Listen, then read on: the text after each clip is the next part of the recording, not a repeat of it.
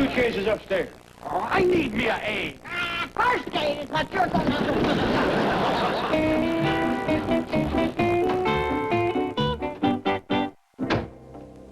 I thought you said Jethro got rid of this thing. Well, that was my understanding. Listen, there's only one way to stop this foolishness. Jethro must be inducted now, today. But he hasn't had his physical. We'll pull strings. That nut might decide to win the Navy and Jed will buy him a destroyer. For the Air Force.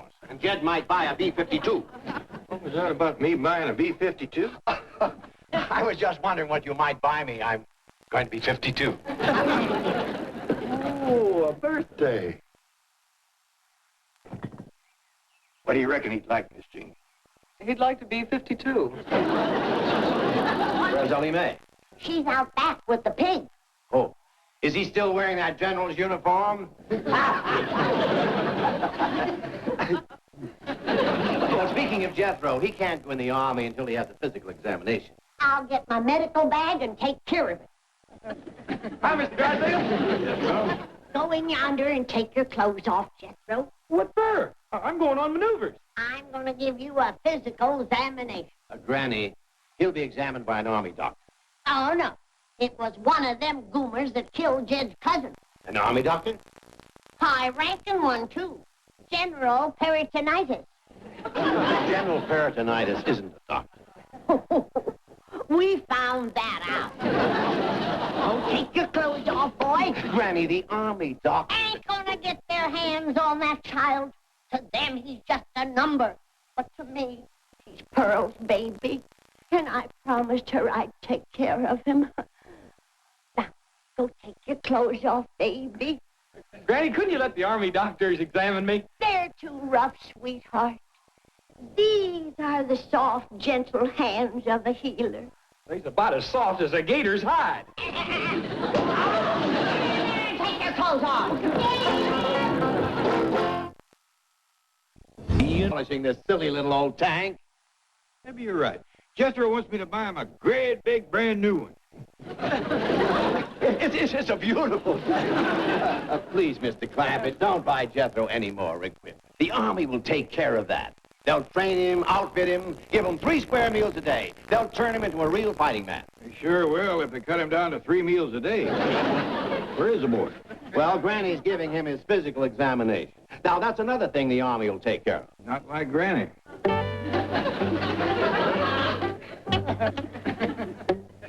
Your temperature's normal. 142. 142 ain't normal. It is if your thermometer has been sterilized in boiling water. Sit down. Cross your legs. I want to check your reflexes.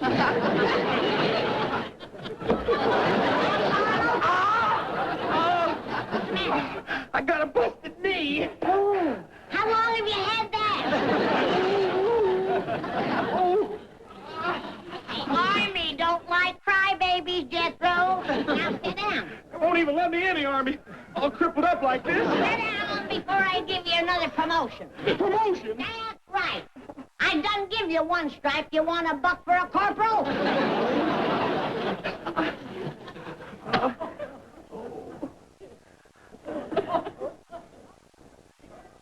Now, open your mouth and say, ah. I want to look down your throat.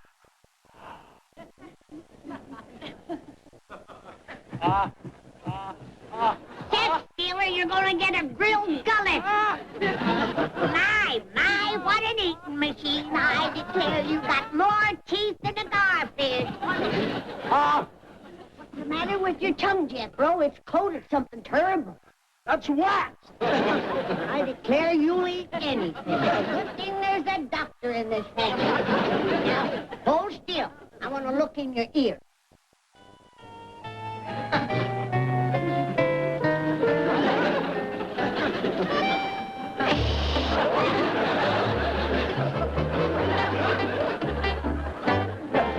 Just as I suspected. What? What's the matter? Nothing. Some things the patient is better off not knowing. And now I'm going to take care of that busted knee.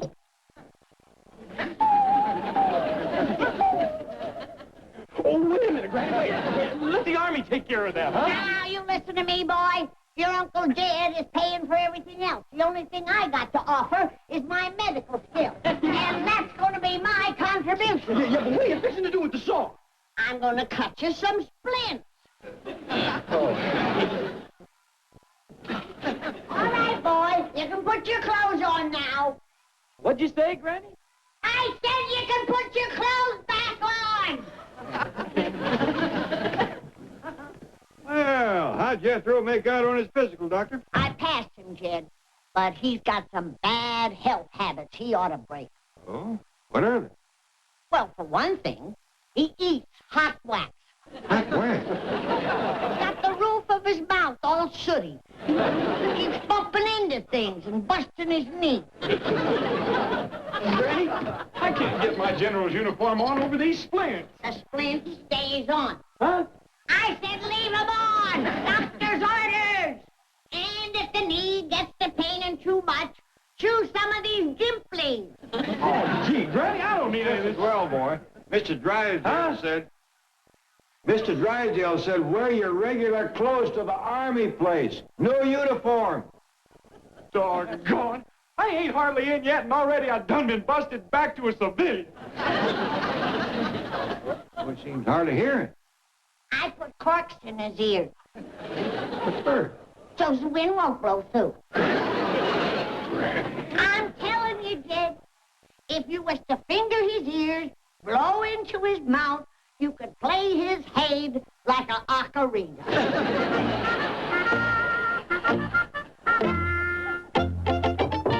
Come in. Sir, the young man Mr. Drysdale talked to you about is here, Jethro Bodine.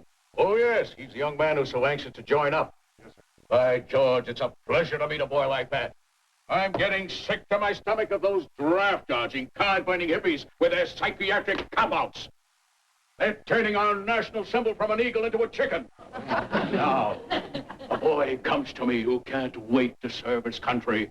A boy who loves his country.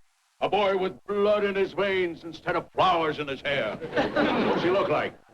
Well, he's a big, husky fellow, sir. He looks like he came right out of the hill. Another Sergeant York. Well, here's one boy that head shrinker down the hall isn't going to Section 8. Bring him in. Mr. Bodine, would you step in here, please? Back, a game leg, and he's ready to fight. You're a real patriot, my boy. Huh? Don't you hear, boy? What'd you say? Crippled, hard of hearing, and he's ready to serve. Can you see, boy? What? Don't you worry, lad. We'll mend that broken body. You've got the soul and the spirit of a hero. Lord Nelson had only one arm, but he saved England. Process him, Sergeant. Yes, sir. This way, Mr. Bodine. Afternoon, Colonel. Well, what do you want, head shrinker? You gonna psych out some more of those mother-hating hippies? No, I came in to talk to you about your hillbilly hero. Who? Superboy, Jethro Bodine. Look here, couch jockey. You're not gonna make one of those Freudian freaks out of this boy. He's got real soldier material. He's the new Sergeant York. I mean, Sergeant Bilko. What? I talked to some pretty clever draft dodgers in my day, but this boy is the greatest. Ah, you don't know what you're talking about. This boy wants to serve. You just haven't been able to communicate with him. He's hard of hearing, you know. Not anymore. I took the corks out of his ears. Corks? Right ear, left ear. Oh, come on, Doc. No boy is that stupid. I didn't say he was stupid. In my book, he's a genius. We have had fellas come in here with the lawyers, mothers, the teddy bears. This boy does it with corks and a limp. Of course he limps. He's got a stiff leg. Not anymore. I took off the phony splints. What do you mean, phony? That boy was in pain. Sure he was. His grandmother hit him in the knee with a hammer. He's also the one who put the corks in his ears. Well, that's understandable. His grandmother doesn't want him to leave home. He's the breadwinner. They're poor. Not anymore. They've got $60 million. Huh? They live in a mansion in Beverly Hills. Then why did he come in here dressed in those old clothes? I tell you, he is a genius. Get a load of this kid's reasoning. Now, he wants us to think that he's stupid enough, to think that we're stupid enough, to think that he is stupid enough. Ah, baloney, let me tell you something, psychiatrist. Jethro Bodine came to me recommended personally by one of the most eminent citizens of Beverly Hills, president of the Commerce Bank. You mean Field Marshal von Hindenburg?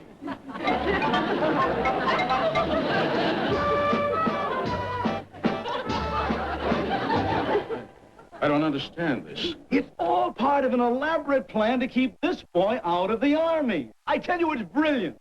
They have spared no expense. The brain that conceived this idea... Come in! Excuse me, sir. You too, sir. Can I join the Army now and go to the front and commence the fighting? Really want to go, Jethro? Oh, yes, sir. There's just one thing. Sure would like to have me some victuals first.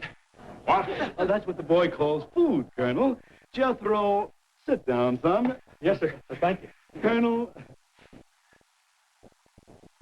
this is where he really showed his brilliance. He had me convinced that he was a compulsive eater. Let me show you something. What is this ink blot a picture of? The truth now. It's a nude woman. Of course. And, this? Same thing. That's right. They're all nudes. You know it, I know it, and Rorschach knows it. Get a load of this reaction. Jethro, what is this? Oh, that's the picture of the ham hock you showed me before. And, this? Hog jows, pork chops, chitlins, possum shanks. Oh, man, ain't she a beauty? What is it, Jethro? Big, fat, old turkey hen. Okay, thank you, Jethro. Can I join now? Won't cost you nothing. Uncle Jed's going to pay my way. Pay your way in the Army? Well, yes, sir. Board, room, uniform, guns, tanks, airplanes, everything. I wonder if I could talk to this uncle of yours. Sure. You can talk to my whole family. I'd like that. Well, I'll go fetch them right on down. Hey, and I can show you some of the things my Uncle Jed done bought for me, too.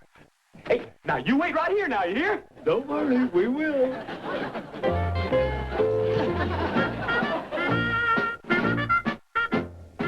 What do you suppose is keeping the boy?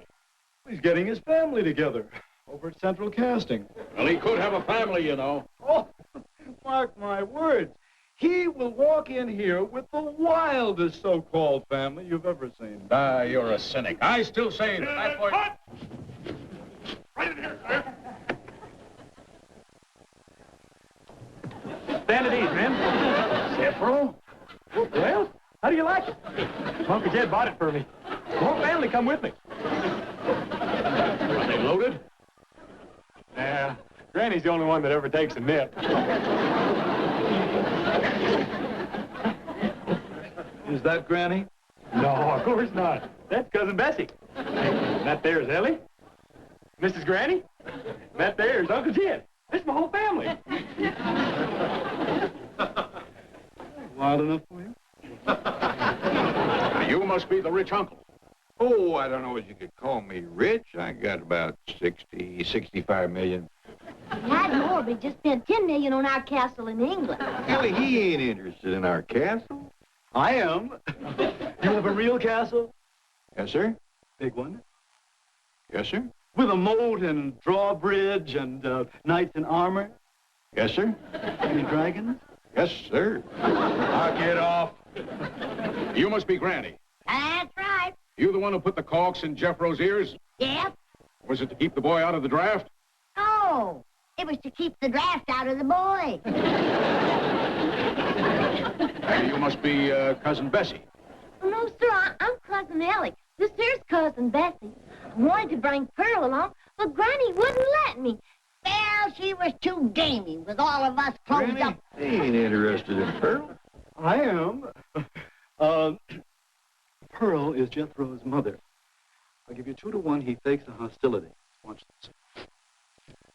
Jethro, Yes, sir? how do you feel about Pearl? What's there to feel? She's a pig. Terrible thing to say, boy. Well, it's true. She smelled bad enough when there was just the 4 of us in the tank. What tank? Oh, the tank my Uncle Jed bought me. You can see it. It's parked right up front yonder. Well, these ways, Jed, they feed 'em good in the Army. What you mean? Looky here. Ham hock, pork jowls, pork chop, chitlins, possum shanks. Well, are you ready to see it my way? Is he the draft-dodging champion? I guess so. What'll I do with him? Put him in intelligence. He's a genius. Yeah. Well, Jeffro, you can take your family back to the studio now. You'll hear from us. Am I going in the Army? Oh, very likely, very likely. But first, we'll have to find just the right spot for a fellow with your brain. Yeah. You hear that? We're proud of you, boy. He's the first one in the family to graduate 6th grade. Well, thanks for coming, folks. Goodbye now. Goodbye. Bye. Goodbye. Bye. You'll hear from us, Jeffro. Thank you. Jethro, you don't really hate Pearl, do you? Heck, no. I'm going home right now and give her a bucket of slop.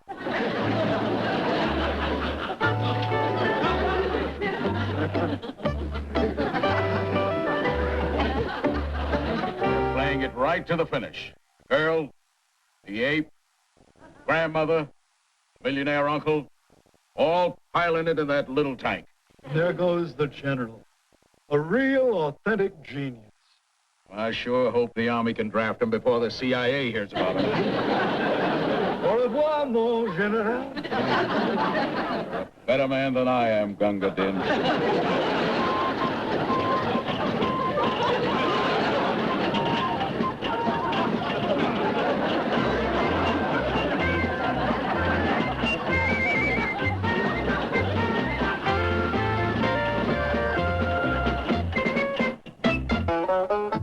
Tonight at 7:05 Eastern, Henry's Navy Buddy has more in store than just old Navy stories on Too Close for Comfort. Then at 7:35, Fred gets political on Sanford and Son. But first, can Gomer go the extra mile? The Andy Griffith Show is next on TBS. His kin, they would like...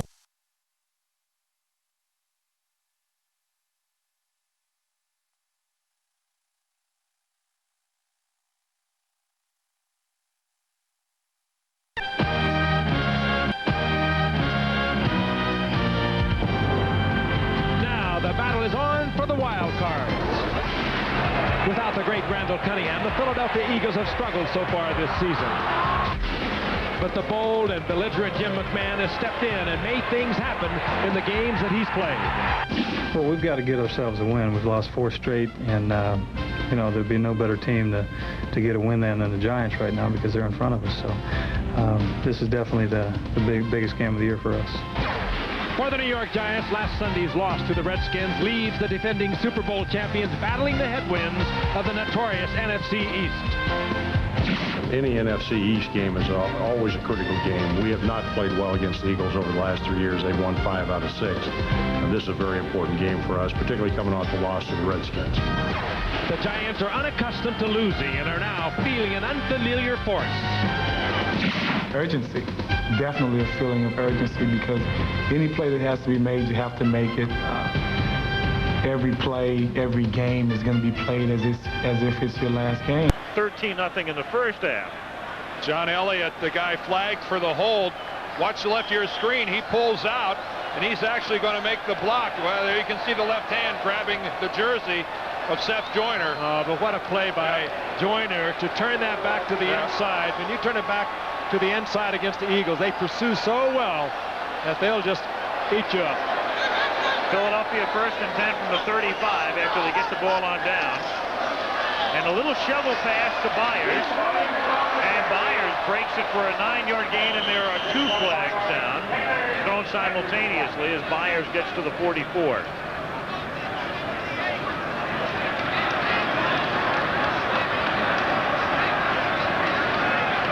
Against the Giants.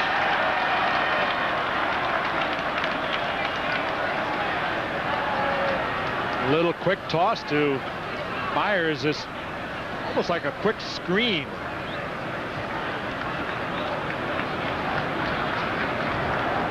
Illegal use of hands. 56 defense. First down.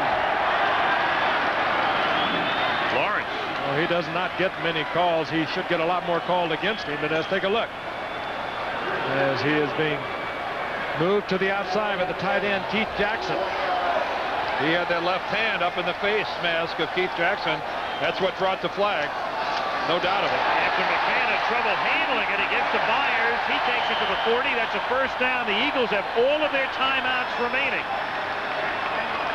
Well, Byers providing tonight the running the Eagles have not had in their previous 8 games. They moved him to the inside. They've been using him as a flanker, as a wide receiver, as a wing back, all over the field. But tonight they have consistently kept him into the inside, and he comes up with a big gainer. Boy, the key for New York right now is they just can't allow the Eagles to put any more points on the scoreboard. This would really be demoralizing before the end of the first half. To fail on a 4th and 2 and then to turn right around and allow the Eagles to come back and get more points. This would not be a very good way for this Giants team to go into the locker room. And the Giants this season are averaging only 16 points a game to begin with, and trying to score at least 16 in the second half alone against the #1 defense would be very formidable, obviously.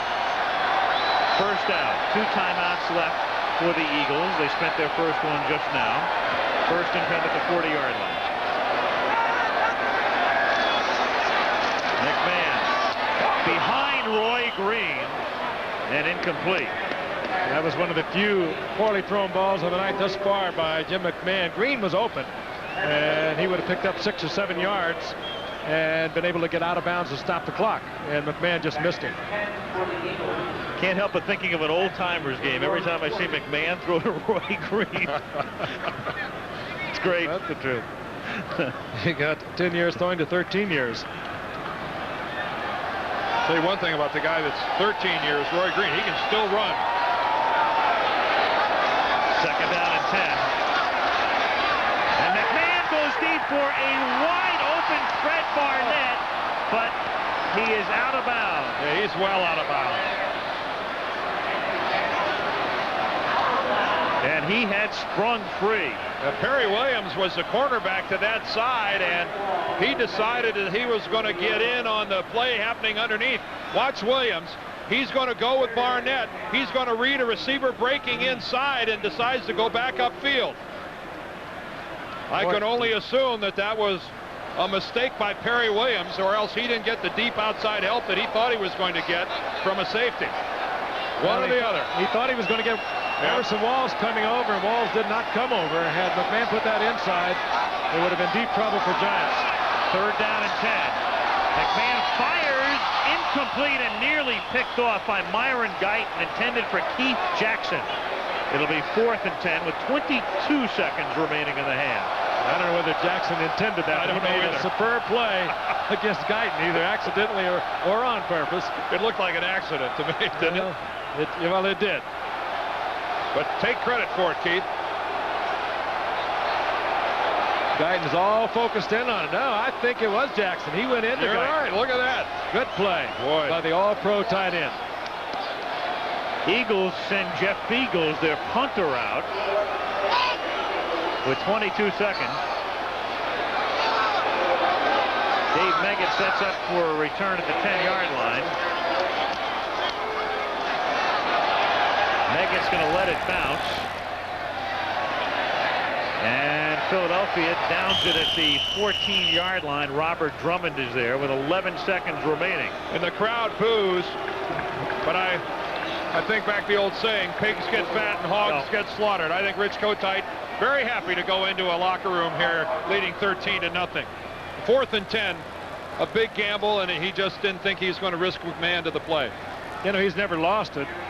His enthusiasm, his optimism, even though he loses Cunningham in the first game, he's on a 4-game losing streak, and you talk with him, this is one of the most enthusiastic guys, and you're going to see a unique side of him here at halftime as he works the sidelines. He was mic'd during a game earlier this year, the Pittsburgh game, a game Philadelphia won. We'll take a look at that at halftime. Hostetler with a kneel down. That ends the first half. And the Philadelphia Eagles, the suddenly resurgent Eagles, with Jim McMahon and that tremendous defense, leading 13-0. We'll return with halftime activities after this message from the NFL and a word from our ABC station. Halftime, Frank Gifford along with Al Michaels and Dan Deerdorf, and Rich Kotite told us last night we need a great effort by our defense. We have to keep number 9 in the ball game, and right now that formula is working. I keep thinking to what he said last night, McMahon is the key, and then he paused and he said for the defense too, and he has been the big key. And of course the key offensive play was the pass to Keith Jackson. Keith Jackson was not used that much early in the season, but has been used extensively in the last 3 games. Here he's able to get behind Lawrence Taylor, make the catch, and then outrun Taylor and Guyton as well into the end zone. And Philadelphia was able to score the only touchdown of the first half on that play. And defensively, well, Dan, number 92, I mean, he just seems to get better and better. Story in the paper today even indicates the possibility the Eagles would think about trading him for a couple of #1 draft choices.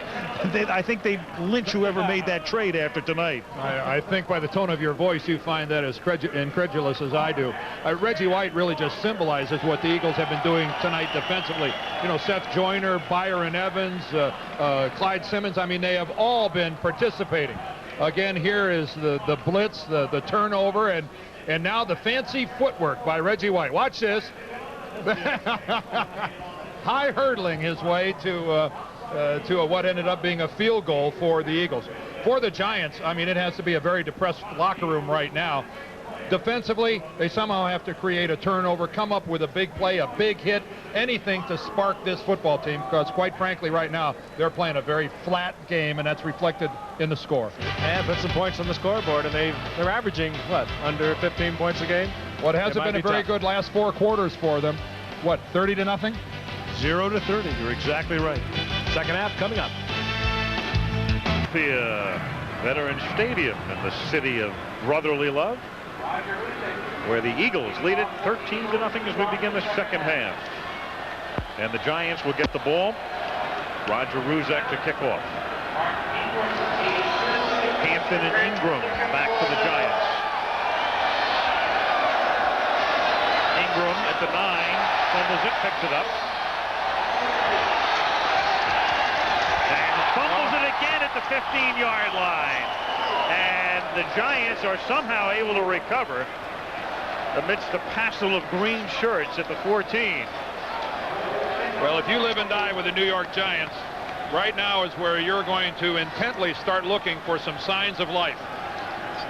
And this wasn't one of them. Ingram drops the ball initially, and then he's going to let it go again on the hard hit. And it was a good bounce that it was recovered by the Giants. So they put a helmet right on it. Two bobbles on one play. First down at the 15-yard line. Big hole opens for Hampton, but it closes in a hurry as Andre Waters and Wes Hopkins, the pair of hard-hitting safeties, come up to stop him after a gain of 5. Andre Waters, 8th year, and Wes Hopkins in his 8th year as well. Huge hole opened by the Giants' offensive line, but Waters quickly up there to make the stop. That's as big a hole as you will ever see. There's Hopkins there. Both hard. We talked about the secondary. It's a good one. They'll hit you, those safety men, and the corners can cover very well, man for man. Hampton lining up 8 yards deep. Hits the handoff and picks up about 3, so he's a little short of the first down. Wes Hopkins is there to make the hit, and it's going to be 3rd down and 2. Handley's Giants now scoreless in over 60 minutes of play. The whole second half against Washington and the first half tonight. And that back that was turned to you there, that was Phil Simms, who was intently trying to get a point across to Ray Handley, offering whatever suggestions he has, and Lord knows he's got enough of them. Might have said, put me in. Put me in, coach. I'm ready to play. 3rd and 2. Whistle. No problem with the play clock. There are still 5 seconds left. Timeout, Philadelphia. Number 1. 3rd and 2, they felt they didn't have the right people in there, and Byron Evans was the man who called it. Well, that might have been, they might have been crossed up by the fact that the Giants went into the shotgun formation. They were looking for a short yardage set by the Giants, and they got a pass set, and they didn't like the people they had in there. Yep, smart call there by Byron Evans. Our Lady from Saturday on ABC's College Football. Bud Carson, longtime assistant coach with several teams, including the great Steeler teams, then the head coach with Cleveland for a couple of years. Now the defensive coordinator here.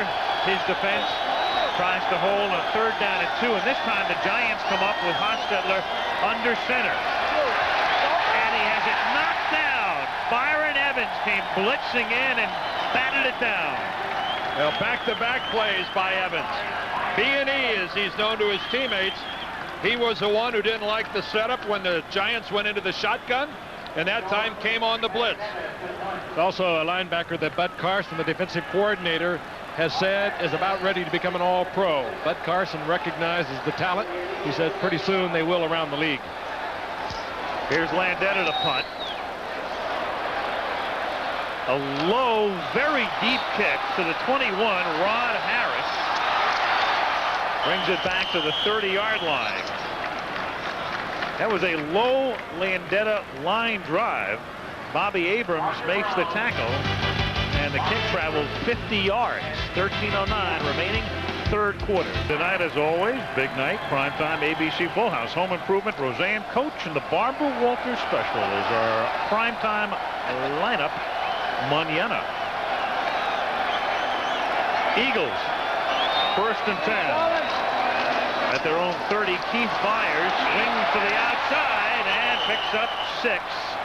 He's tackled by Everson Walls up at the 36-yard line.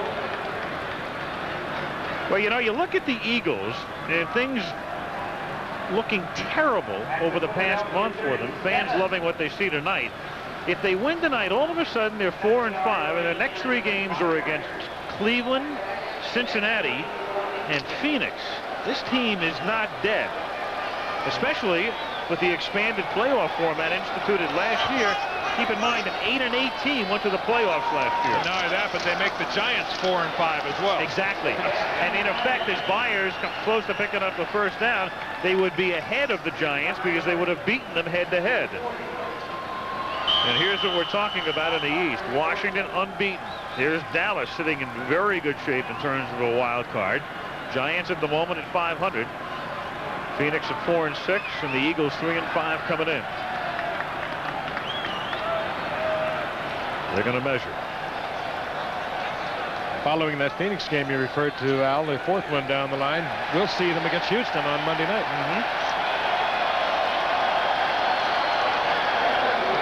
Yeah, that'll be, you know, the Philadelphia-Houston game, which isn't as glamorous as we had thought when the schedule first came out, naturally because of Cunningham, but still, to see the run and shoot against the Philadelphia defense is going to be very interesting.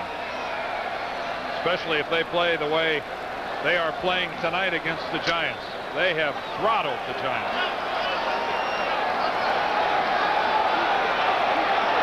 First down at the 40-yard line. Byers to the 42, gain of 2. John Washington makes the tackle. And look at Pepper Johnson. Now, there's a guy that's trying to get his group going. I mean, you will not find a more emotional player in the NFL than Pepper Johnson, and he is trying to light it. He's trying to get this thing going. Well, that was one of the themes in New York over the past week, that the Giants were playing without emotion. Handley took umbrage, but clearly if they lose tonight, that's going to be a recurring theme next week. I wouldn't label this guy as playing without emotion. 2nd and 8. They pick up the blitz. Jackson makes the catch and picks up 5, gets knocked down at the 47-yard line by Banks and Collins. And Banks is slow in arising, and so is Jackson. And the Giant players signaling over to the other side to get their training staff over for Carl Banks. Banks was playing this game with very sore ribs. He wore a flak jacket all through practice this past week.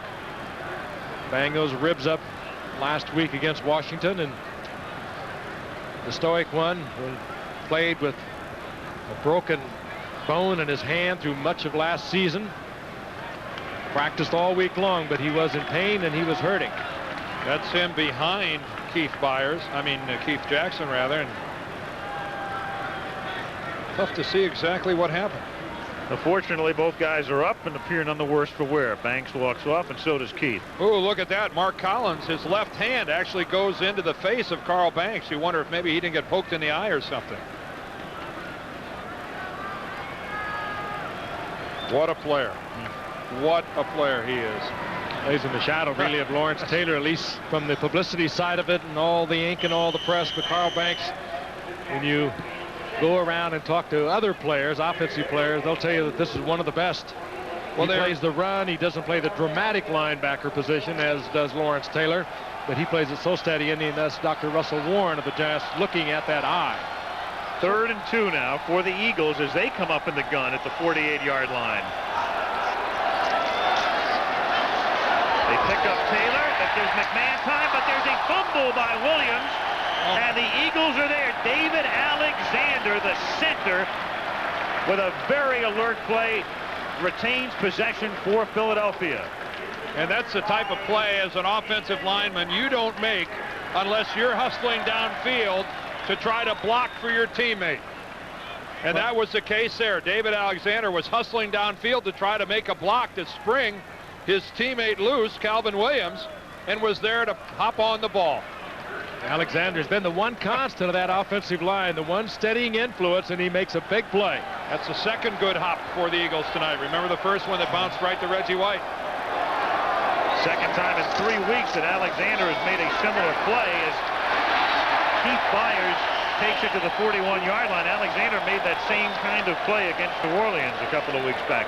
Pepper Johnson gets credit for the last tackle after a gain of 6. And again, Rich Kotite's formula tonight, moving Keith Byers to the setback and letting him run with the football, is paying off. Byers with some big yardage in critical positions tonight. That's the most he's carried in a game since 1989. The Eagles using him all over the field for the past couple of years. He's carried 9 times for 35 yards, so he's averaging close to 4 yards a pickup. It's 2nd and 4.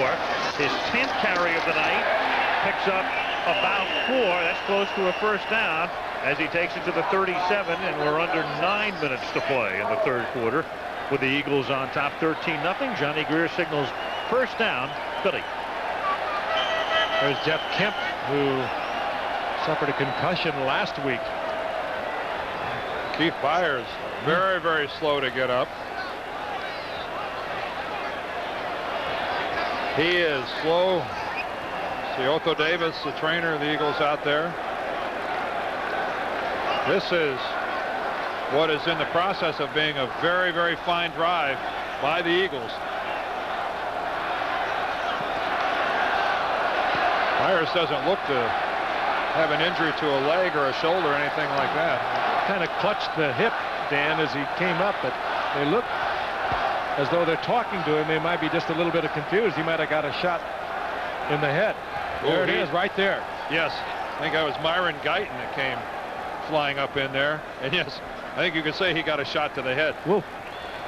That's where you forget all your zip codes, all your area codes, and that's the quiz that they were giving him just to see how stable he is. Here comes Guyton with a shoulder pad right on his helmet.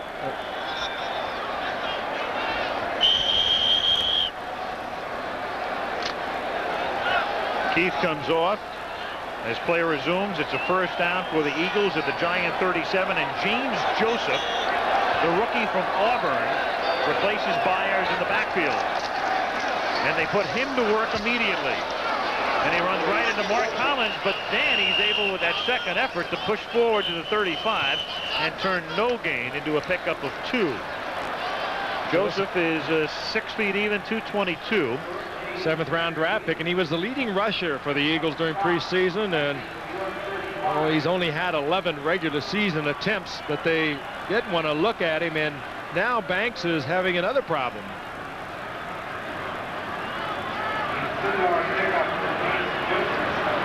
And he's being assisted from the field. That's Ronnie Barnes, the Giants trainer, on the left. And, oh, he's hurting. He had rib cartilage damage and, again, practiced all week. But the Giants were very aware that it's a situation that could return if you get hit. Bobby Abrams comes in to replace him. It is 2nd down and 8. From the 35, Joseph takes the swing pass, and Lawrence Taylor spins him down at the 31-yard line. That's a fine open field tackle by LT. That was a pretty nifty little move that Joseph put on him, but Lawrence didn't bite on the inside part of it and then stayed with him and made the tackle. But what a fine scheme, Dan. Also, the Giants had Lawrence Taylor missed that. Joseph would have taken that ball inside the 20. And as an offensive coordinator, that's all you can ask is let me get a running back out there in a one-on-one situation. Exactly. 3rd and 4.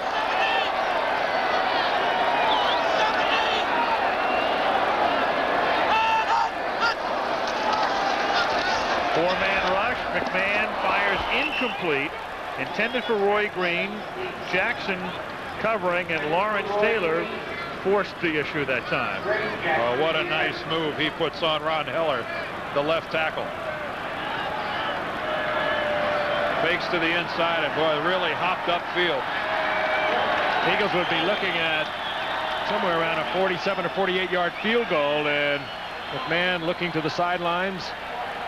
And here comes Taylor with a good move, and Jackson with good coverage on the intended receiver. It's 4th and 4, and the Eagles will line up ostensibly to go for it. Play clock is down to 5. Giants show blitz. They need 4, and they originally, I think, had it, but then Keith Jackson gets pushed back. Where are they going to put it? And the Giants are saying, how in the world can you put it there? And if they put it there, it's a first down. And they are putting it there. They'll give him the progress to where he was hit. They could drive him back 15 or 20 yards, and they'll still bring it back to where the contact was made. Well, he catches it on the 26. Right there. And there's the hit. And he is driven back, but that is a spot that you won't always get. No, because the tackler did not sustain the tackle. No, that's a real break for the Eagles. That is a generous spot. Absolutely. Here is Joseph from the 26, taking it to the 23 for a gain of 3. The report on Byers is that he took a helmet in the back, and his return tonight is questionable, and clearly he is in spasm at the moment.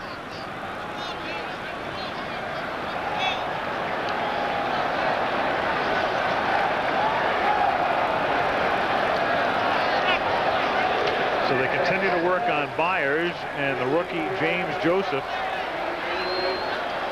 And Carl Banks still on the sidelines for the Giants, replaced by Abrams. So this game is taking a toll on both sides. And now Sherman comes in a 2-back set, and they throw to Heath Sherman. And Sherman takes the ball inside the 16-yard line, which should be enough for a first down.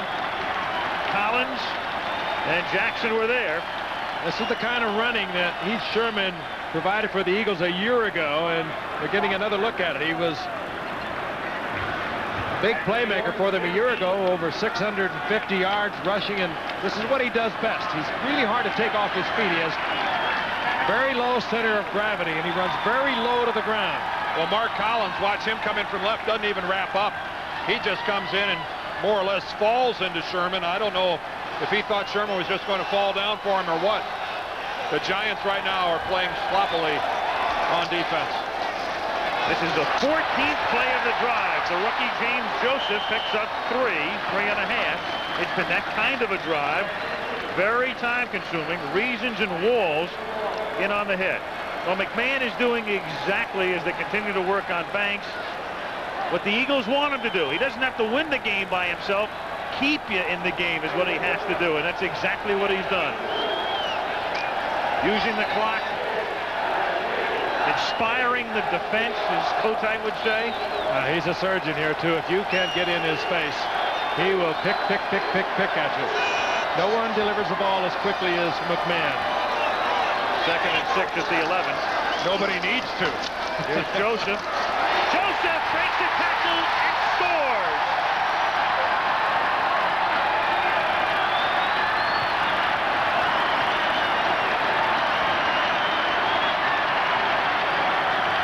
Joseph's first professional touchdown, and the Eagles put together a running game tonight, coming in averaging 2.6. They have put on a show on the ground tonight. Well, another case of the Giants defensively hitting but not wrapping up. We have seen a group of missed tackles here on this drive by the Eagles. And you saw a very angry Leonard Marshall venting his wrath and looking up at the board for the replay, which he really doesn't want to see. Ruzek with a point after. The Eagles are on their way to turning their season around. They lead 20-0 and may have found a new star. James Joseph, the Auburn rookie. Joseph breaks 3 tackles. The Giants are cooked like one of Bookbinder's lobsters. That's Bob Tisch, 50% owner with the field glasses. That's Ann Mara, wife of Wellington Mara on the left, and John Mara to her left, the president and chief counsel for the Giants. Allie Sherman, a former coach, was also in that booth. Ruzek to kick. 4:04 left in the 3rd quarter. It's a very short kick. Fielded at the 28-yard line by Howard Cross, the tight end. He brings it back to the 39. Kenny Jackson makes the tackle. And we remind you, a week from tonight, we will be at the Metrodome, where the Bears, in first place in the NFC Central, take on the Vikings on Monday Night Football. Back in a minute.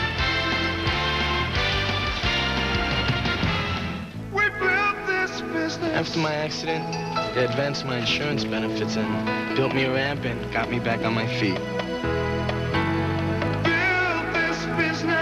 Your people really care. It meant a lot to us. It was the global telecommunications link-up they built. Saved the negotiation. We built this business to build your dreams. Miller Lite goes to millions of parties a year. These guys want to go to all of them. Well, they can't stay long. Everywhere you go, everybody's drinking it.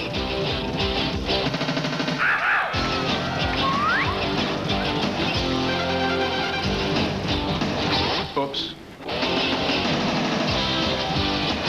You don't say beer now, you say light. Miller Lite. It's it? And that's that.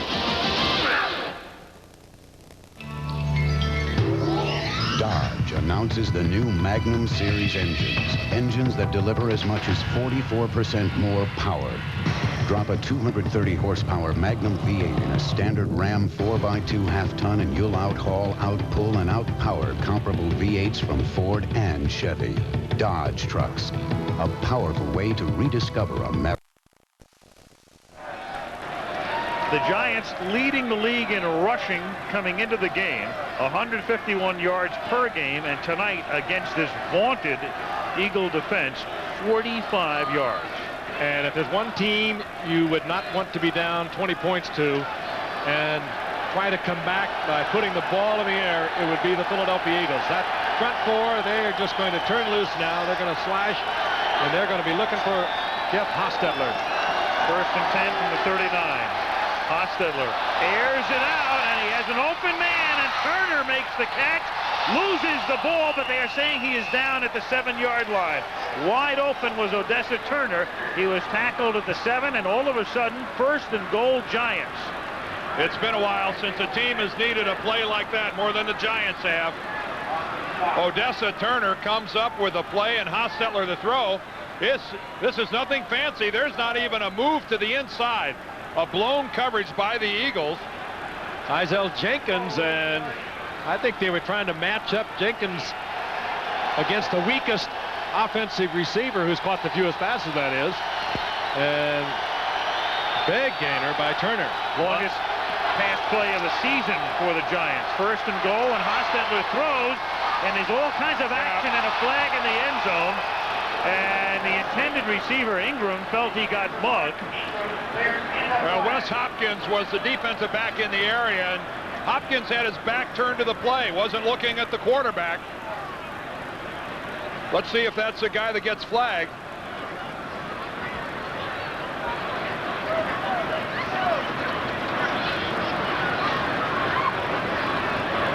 Took a lot of courage on the part of Hostetler to stand in there and deliver that. He caught himself an eagle right in the face. Byron Evans was the guy. We have 2 fouls on the play. Personal foul, 56 defense, roughing the passer. That is declined. Pass interference, 48 defense in the end zone. That penalty is accepted, and the ball is spotted at the 1-yard line. First down. Well, take your pick as far as the Giants are concerned. Byron Evans gets flag number 1, the one that is refused. It was a shot to the face of Hostetler. Byron Evans could have taken him right in the chest, and it would have been fine. Now watch on the left side of your screen. There's Wes Hopkins. Oh, no That's interference all the way on Mark Ingram. And on first and goal, it is Maurice Carthen who is stopped short. Seth Joyner is the man who makes the hit. So it's second and goal for the Giants, who have had a lot of trouble punching it in all season. Well, they're going to go left. No secret that when the Giants won some tough yards, they're going to go left. But nobody hit by Joyner came close to touching Seth Joyner. Second and goal. Carthen and Hampton in the backfield. Cross in motion. Hampton dives. Touchdown. It is a touchdown. The head linesman is right there to signal touchdown. At least that's the call on the field, to the dismay of the Eagles. And how important was that touchdown? Huge. Immeasurable to the Giants.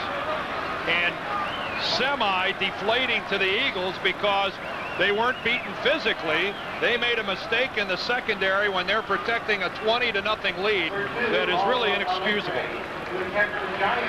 And not only did they need a touchdown, clearly, they needed a fast touchdown, a quick one, and they got it. 2:21 to play in the third. Hampton launches this from about 4 yards out, and no question.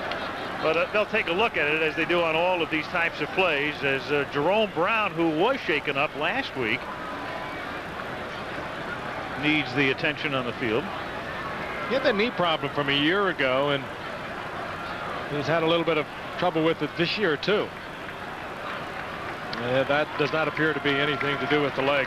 Last week in the game against Washington, Hampton did have momentarily a touchdown taken away, and then he eventually got it on the same drive, and here he appears to be in clearly. So Brown comes off. Allegre for the point after, Hostetler to hold.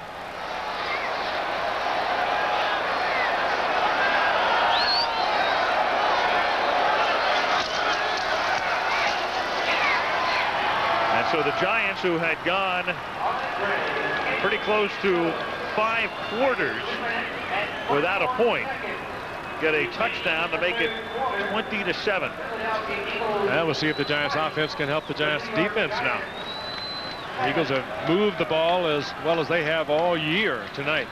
Moved it on the ground, they moved it on the air, and now it's kind of incumbent upon the Giants defense to come up with some big plays. And here's one man who could produce it. He was out there hollering and screaming on the touchdown run by Philadelphia's Joseph. Tackles being broken on that drive, and a very fiery Leonard Marshall having a superb year.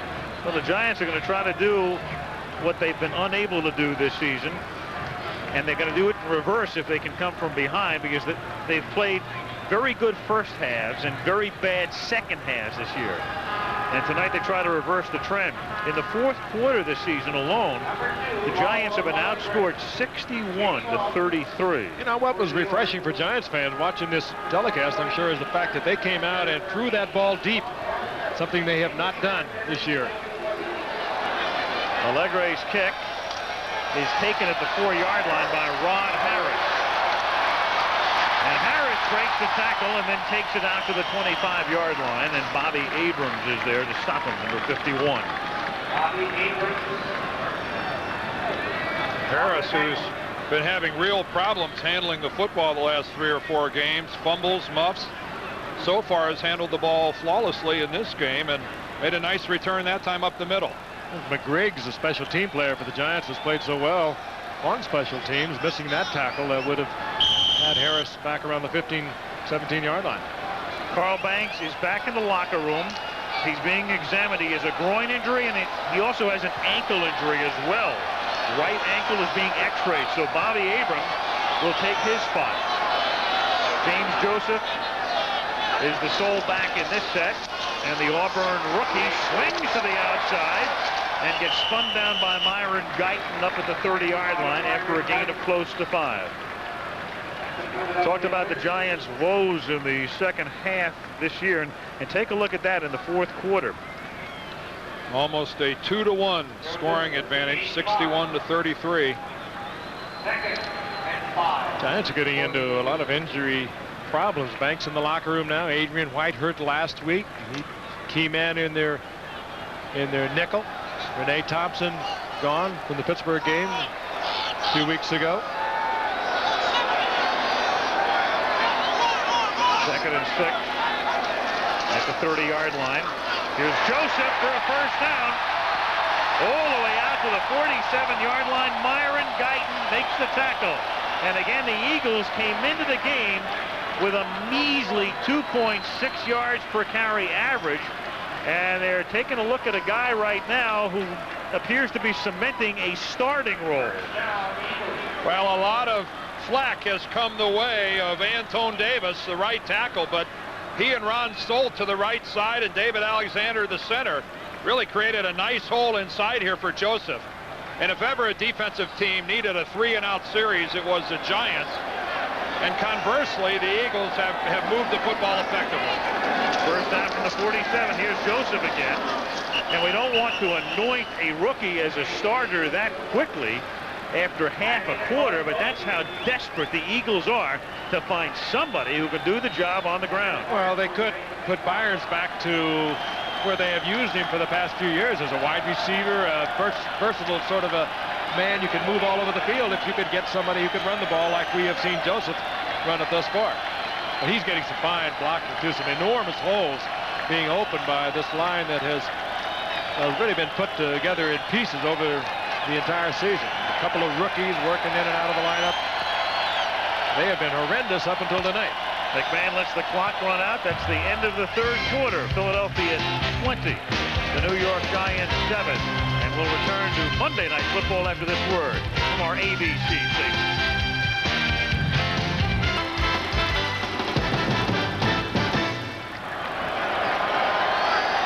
Welcome back to Philadelphia. Al Michaels, Frank Gifford, Dan Deerdorf. We start the fourth quarter. The Eagles are up by 13, and it is 2nd down and 6 for McMahon and the Eagles at the Giant 49. And this is James Joseph for a first down.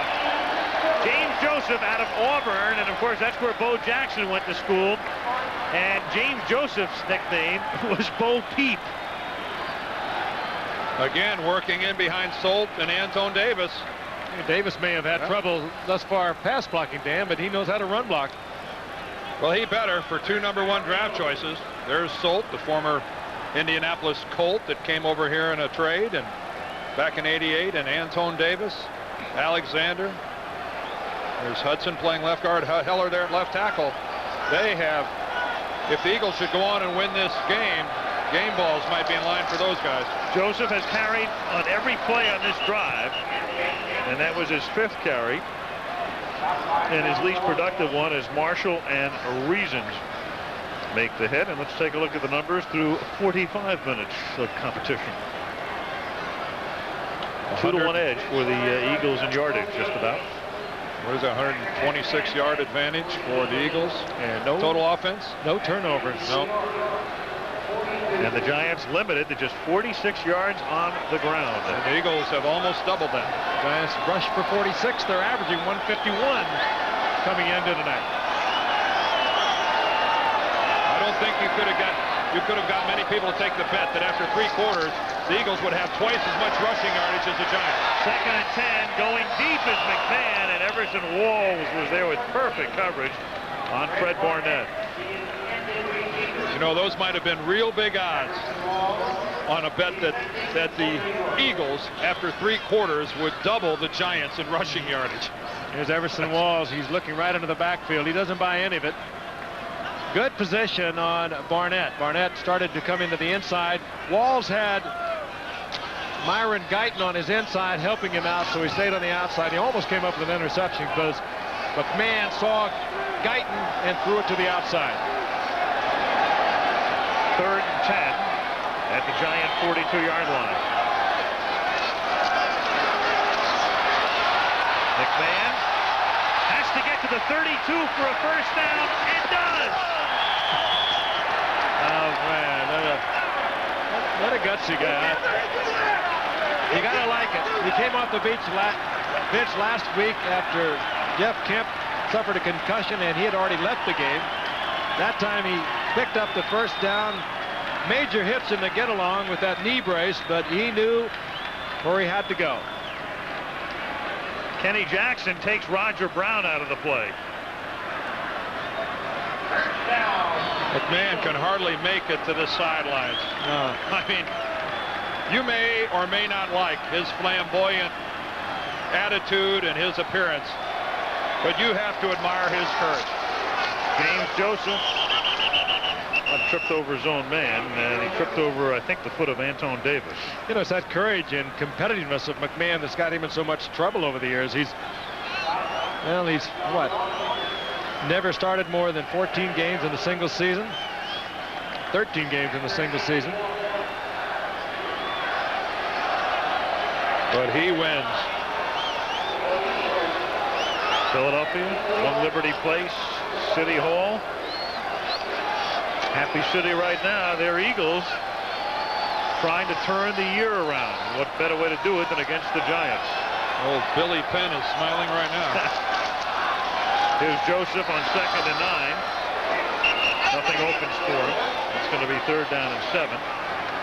Lawrence Taylor complaining, wants to know why a flag wasn't dropped.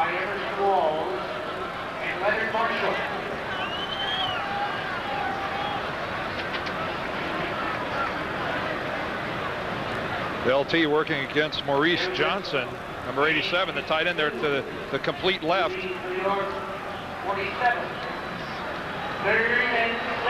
LT taking exception to Johnson's block. 3rd and 7. 11:28 to play in the 4th. McMahon throws. Roy Green. And that's another big 3rd down catch for Roy Green. Twice on 3rd down, he made catches that put him into field goal range, and now he picks up a first down. And more important than the catch, Al, was he was in total sync with McMahon. They picked up the blitz. Green just took a few steps upfield. McMahon with a 1-2-3, and he popped it out to Green. And just absolute total synchronization on the part of McMahon and the veteran Roy Green. Yeah, Greg Jackson was right in Green's face. You're exactly right, Frank. When he knifed off to the inside on the blitz, Green broke off his route. This is an impressive drive by the Eagles. Another one. 1st and 10 at the 13-yard line. James Joseph runs smack into Pepper Johnson.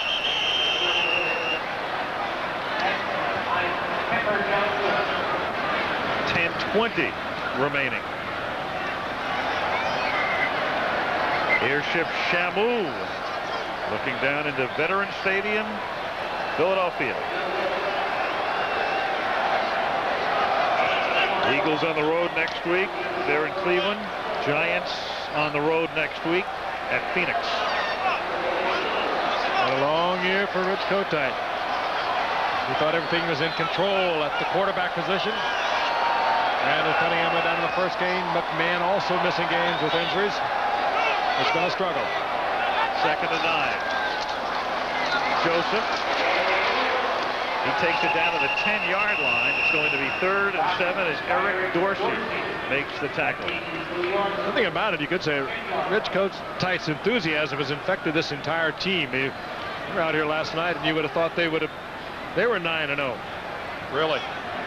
They were loose, and they are loose, and that's exactly the way Rich Kotite has told them he wants them to be.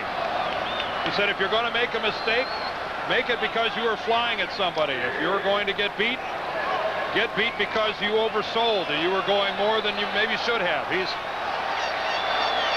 a guy that can rally the troops. McMahon, another masterful drive, just eating up the clock. 3rd and 7. And he gives it to Joseph. And that's a conservative play, but a very, very smart play, because they're going to take time off the clock, and a field goal right now is just about going to seal it, because it's going to turn a 13-point lead into a 16-point lead. Yeah. Smart football. 2 touchdowns for the Giants would have given them the lead. And you're exactly right, Al. This forces the Giants to get 2 touchdowns and a field goal. 3 scores as we move below the 8.5-minute mark. A tall order against the Giants, against the Eagles defense, rather. A very tall order. 25-yard field goal attempt for Ruzek. The Eagles to hold it. 23-7. Philly up by 16 with 8:13 remaining in the 4th.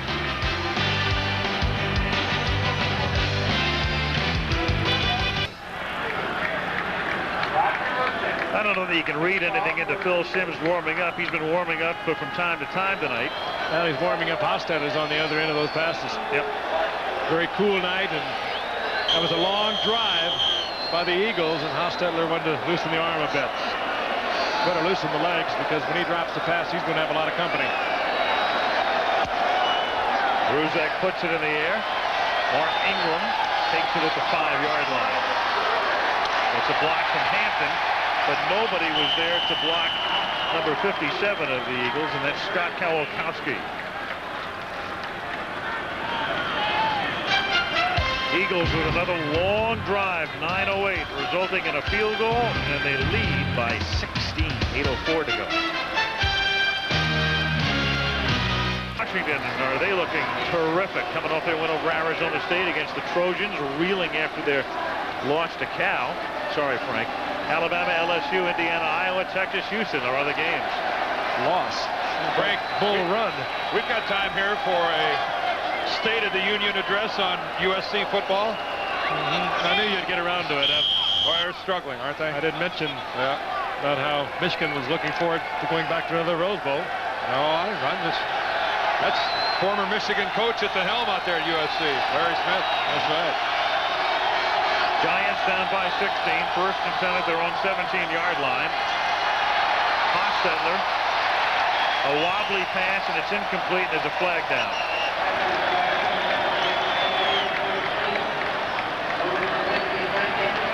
Against New York. And that defense will draw the holding flags. Simmons, Brown, White, they really put the pressure on the quarterback. And the thing is that they come with that 4-down line, they don't have to blitz. They can get the pressure without it. That gives them more people to put into the coverage. Except I think that might have been a corner. It was a corner blitz. Off the corner. McCaffrey, I think, was the guy. Holding, 81 offense. Still 1st down. McCaffrey went in motion across the formation, and look there on the left-hand side. There he is blocking against John Booty and just drags him to the ground. Not really used to blocking in the backfield as a wide receiver. 1st and 20 at the 8-yard line. Hostetler throws and somehow is able to get it into Stephen Baker and all that traffic up to the 25-yard line. And the Giants will come up with time at a premium, 7:45 to go, and go without a huddle. 2nd and 3 from the 25. Dumped off to McCaffrey. And McCaffrey takes it out to the 27-yard line, stopped by Booty. Very close to a first. Eagles in a dime defense, 6 defensive backs.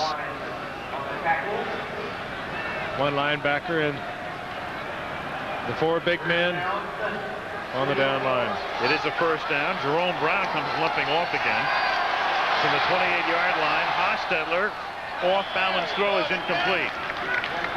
Well, we mentioned before the recurring theme in New York last week, in the media anyway, Giants' lack of emotion and a little bit of an undercurrent about Hostetler, you know, more in the terms of Sims would be more of an inspiration or whatever, or a change of pace. And I have a feeling you're going to see a little bit more of that this week as well. How about a whole lot more of it? There's George Young, the man who put the talent on the field. The Giants out there with 10 #1 draft picks on their roster. They have 13 players that were taken either second or third rounds. 2nd and 10 at the 28. Blitz. Giant line picks it up, though, efficiently. McCaffrey makes the catch up at the 36, short of the first by 3. Hopkins and Booty in on the hit. Under 7 minutes to go. Giants with the hurry-up offense now. 3rd and 3. Eagles on top by 16. And that's incomplete at the 41-yard line. That would have been a first down, but Mark Ingram gets greeted by Rich Miano. And Hostetler took a shot as well as he released.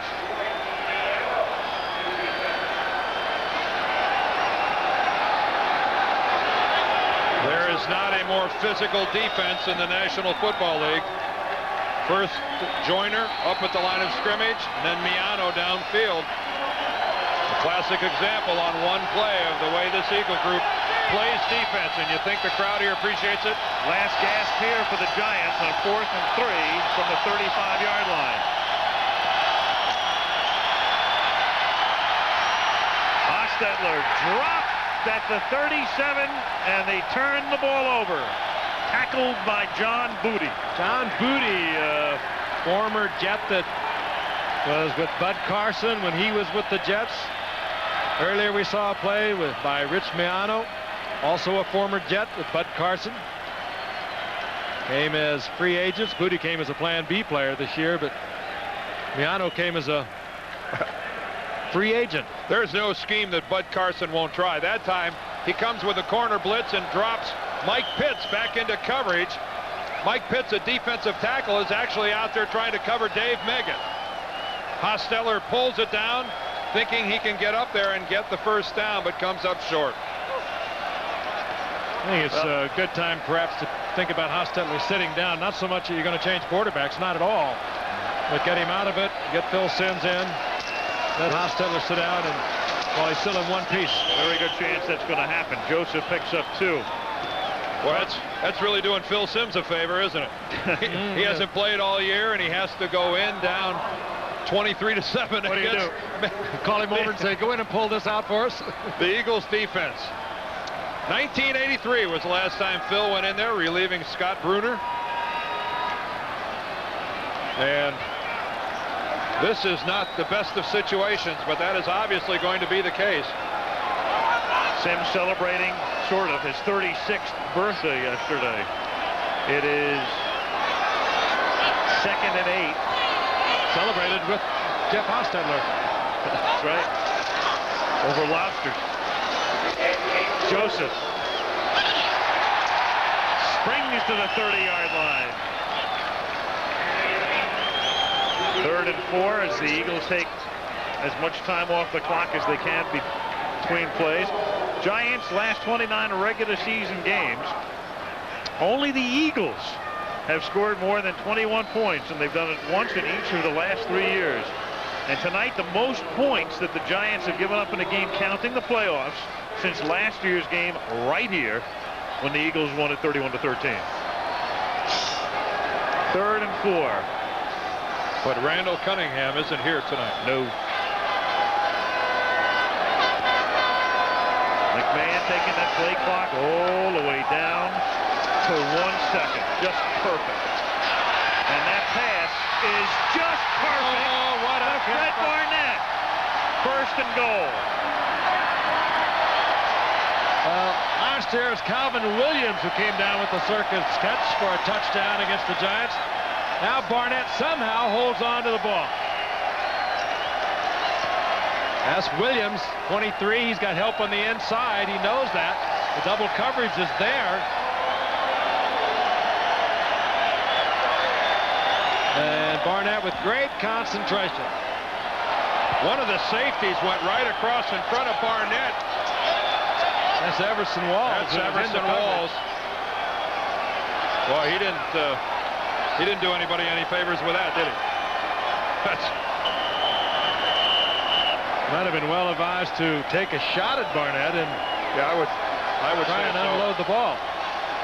Eagles take a timeout to get their goal line offense, and first and goal, 4:03 left in regulation, and the Eagles on their way to snapping a 4-game losing streak emphatically.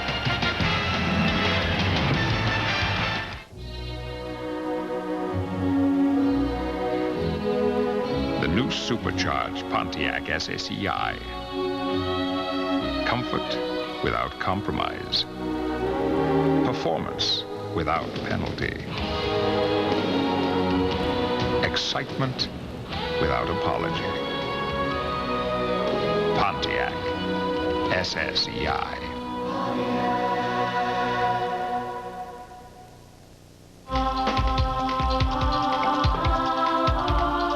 ABC Sports and Nutmeg Mills have come together to create ABC Sportswear.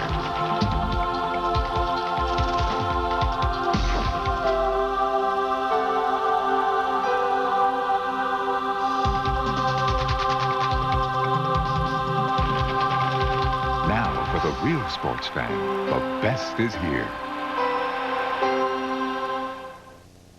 We built this business. He was wearing those night vision goggles they make. Otherwise, he never could have seen me. Rescued me. Built this business. They taught me computer drafting. I earned a degree. Now I've got a job. They make the parts that connect my pacemaker. Never thought I'd be around to tell you that. We built this business to build your dreams. The player in the circle is Everson Walls, in perfect position for a safety to make this play on Barnett. Williams is counting on the help, and Walls chooses to not even make contact with Fred Barnett, who pulls in the catch. And it's not Williams that should be indicted there, because he was trying to make a play, make a turnover, get the interception. He counted on Walls, and he didn't get the help. First and goal, Eagles, and here is Joseph, and he fumbles at the goal line. And McMahon recovers it. Joseph has a lot to learn about trying to get the ball across the goal line in the National Football League, and McMahon comes up limping. Of course, he's just limping more than he was before. You just don't hand the ball out like that far away from the goal line. I agree, Dan, what you said earlier. No matter what you think about it, his flamboyance, some of the antics he's carried on with over the years, he's there as a football player, goes in and makes the effort, tries to get it in the end zone. There's a whistle. It's the type of whistle that indicates they're looking at something upstairs. Are they going to give him the yardage? What's the time limit on recovering your own fumble? You know, they've got so many different rules. They've got one concerning fourth down. On the field, the play was ruled a fumble and recovery by Philadelphia. The play is being reviewed. Okay, I mean, tough to argue with the call on the field. Dave Hawk is the replay official this evening, and he's had a pretty quiet night. No reversals, no. The officials major have had decisions. a pretty quiet night, which is quite unusual on for a Monday night. Yes. We can only. And over the years with Philadelphia, they've kind of cleaned up their act under Rich Kotite. I guess, you know, they could be looking to see if maybe Joseph's forward progress wasn't halted by the time the ball popped out. That could be the only bone of contention up in the replay booth. But Johnny was ready to signal they're ready for play. He's going to tell us. The play stands. Second down. Better watch out, John. They're going to go while you're talking. They're going to hand off to you. McMahon was waiting for him. Second and goal. Here's Joseph, and he burrows his way into the touchdown. The line judge came in as if to indicate no touchdown, then raises his arm. A pair of touchdowns for this Eagle rookie. Jim Quirk, the line judge. It was a quirky call. That's a lot of rookie there, too. A 222-pounder, and he's shown some fine moves tonight. It's ruled a touchdown on the field, and naturally they'll look at it upstairs. As Lawrence Taylor looks upstairs. He's glaring at the replay booth, I think, saying.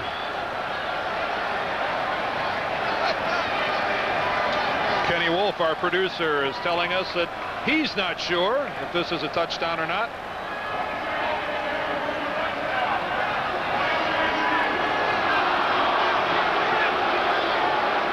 Well, you can see him pull out the ball and try to stuff it across there, get it across. It'd be tough to change it from that angle, I would think. Do you think he was under or over? Over. He's pretty close to being over. Strange kind of over, wasn't it? Yep.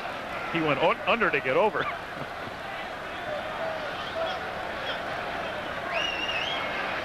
After further review, the play stands. Touchdown. He's over. Yes, he is over.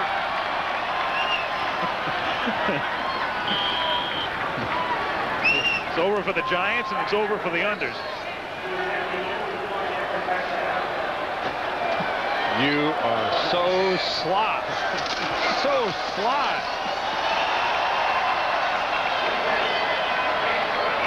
Rozak boots it through. Well, you know, you talk about crazy odds before the season. What do you think the odds would have been that after 9 games, the Jets would have a better record than the Giants? We talked about it in Chicago. Jet football team is under Bruce Cobbs that has really turned around. Well, you know, here's a team now that's lost 2 in a row. A loss last Sunday night to the Redskins, but a radically different loss than this loss tonight.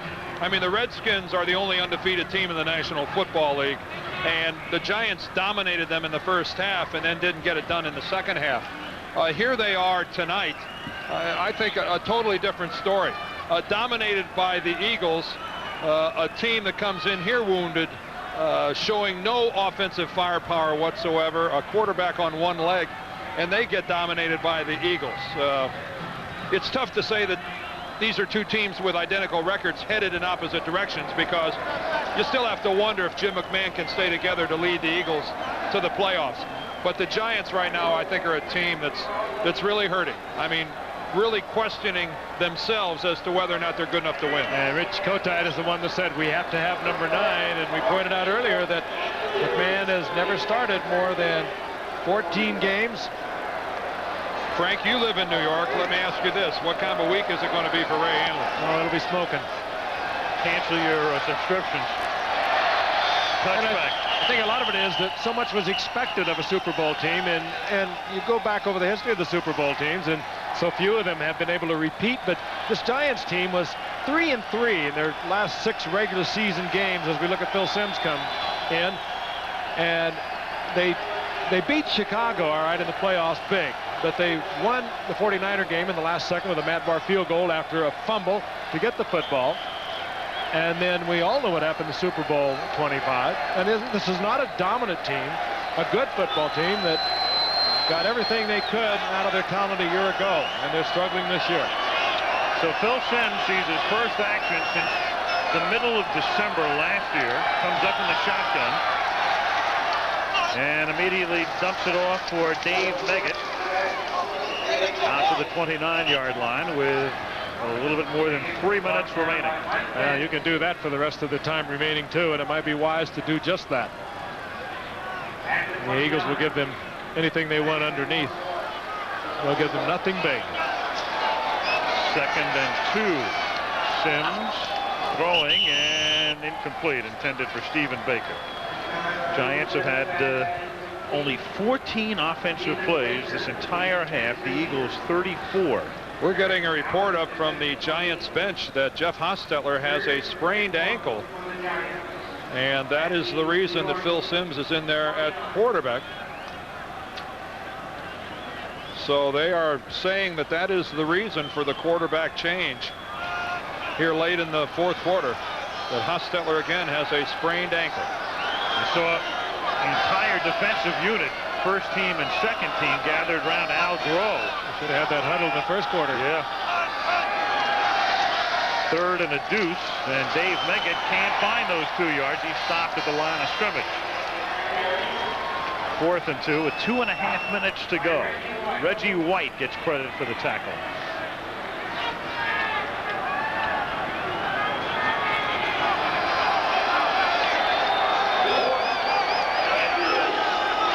And Simms fumbles the ball, picks it up, gets tackled back at the 24, and of course it is all academic.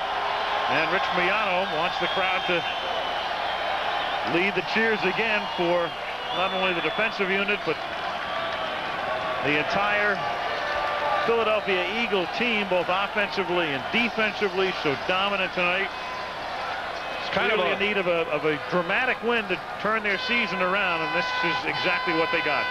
The snap from Bart Oates was lower than Phil Simms was anticipating, and he just didn't react quickly enough to get down there and pick it up. Eagles will now come out and work on the time. Rich Kotite, a former Giant tight end, by the way, now in his rookie year, has got to be very pleased with what he has watched tonight. He's gone through some tough weeks. He's lost 4 in a row, and there were times I'm sure that he thought, well, I'd like to forget about all of this. But here comes Jeff Kemp, who suffered a very severe concussion last week against the 49ers. Hospitalized, and they say he's just fine. Keith Sherman, and that'll take us down to the 2-minute warning. Well, they're terrifying for Jeff Kemp's father, Jack Kemp, the cabinet member, Secretary of Housing and Urban Development. He and Jeff's mother, Joanne, were here. They had to watch Jeff Kemp on the carpet for about 12 minutes, but he is fine. So, you know, that really does factor into the equation. You have to go back to 1980 for a regular game. 44-7, a loss to San Diego. Well, that was so long ago. That was Dan Fouts throwing to Kellen Winslow. Yep. Last time the Giants lost by 23 or more points. Second down. The handoff goes to Robert Drummond. Takes it to the 21. And we can tell you the executive producer of ABC Sports is Jack O'Hara. And tonight's game was produced superbly as always by Ken Wolf and directed by Craig Jenoff. Our technical director Joe Schavo, associate director Big Ben Harvey, halftime coordinating producer Dick Buffington, assistants to the producer Kurt Pfluger and Craig King.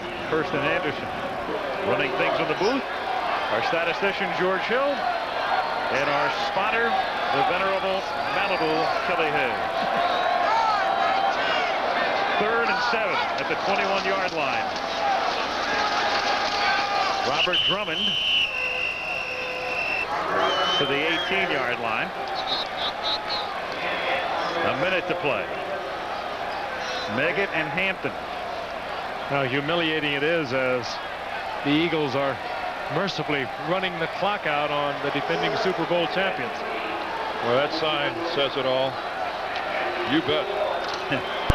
Few people argue with that. A nicer guy you will never find than Richie Kotite. Yeah, that's Zeke Bartkowski on his right. He was with Richie Kotite as a quarterback coach with the Jets when Richie was the offensive coordinator under Joe Walton. This is a 4th and 4, and here's Drummond, and he picks up the first down, and now they will be able to just not do a thing. Walk off the field, congratulate each other. Don't have to run another play. Zeke, a former quarterback, Green Bay Packers. Well, Rich Kotite was saying last night, hey, this team is playing very, very hard. We're not that far away. We can turn it around. Frankly, I thought he was whistling in the dark. He wasn't. The light at the end of the tunnel was Jim McMahon. What a performance, not only by McMahon, but that patched up offensive line of the Philadelphia Eagles. They protected him when he had to be protected. And the Eagles discovered a running game that has been so elusive for them all year. McMahon and Sims. About 50,000 yards talking to each other. Well, we'll talk to you next Monday. Chicago and Minnesota meeting at the Metrodome. Eagles win it here 30-7. Al Michaels, Frank Gifford, Dan Deerdorf. Good night from Philadelphia.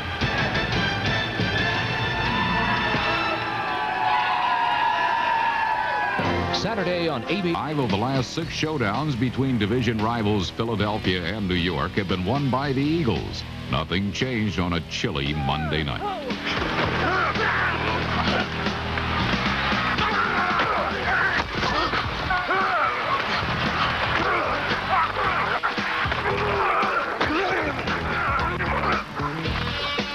Green, the NFL's #1 defense, pulverized the defending champions. Then Jim McMahon and Keith Jackson knocked them out. McMahon backpedals. He's under a rush. He steps aside. He's floating it. He has Jackson. Jackson at the 20, for 20, at the 15, at the 10. Touchdown! Keith Jackson! Keith Jackson from Jim McMahon for 73 yards. Remember the old saying, never trust a guy with 2 first names? Well, the Eagles did, as they relied on rookie James Joseph, who scored twice in a 30-7 rout. Joseph breaks 1 tackle across the 5. James Joseph with his first NFL touchdown. James Joseph. For these proud division foes, it wasn't first place or a playoff berth at stake. It was survival, the highest stakes of all. And it was Philadelphia that forged a critical 1991 regular season. 2 ancient rivals, the Redskins and the Philadelphia Eagles. Good afternoon, everybody, and happy holidays. I'm Vern Lundquist along with Dan Fouts. Final game of the season. The Redskins, of course, 14-1. They have the home field advantage throughout the playoffs. Philadelphia, a heartbreaker last week. They are out of the playoffs. Now, in that context, Dan, what do, for example, the Redskins play for today? Well, you won't hear many players talk about it, but Charles Mann told us yesterday this is a stats game, a chance to build individual stats and also collective stats. The Hogs want to set a record for at least a number of sacks allowed and some personal stats for Charles Mann. And Philadelphia, despite being out of the playoffs, does have statistics in mind as well, particularly defensively. Yeah, they want to play that board game. #1 across the board. #1 against the run, #1 against the pass. And they want to use that ranking as a catalyst for 1992. It is a downright balmy day. 47 degrees, winds out of the west at 10. Humidity very slight, and the forecast, no rain in the forecast or snow. Washington won the toss, and they will receive. Those of you who were with us last week recall that the wind was very much a factor. It does not appear to be today. Brian Mitchell and Ricky Urbans are deep to receive the kickoff of Roger Ruzek.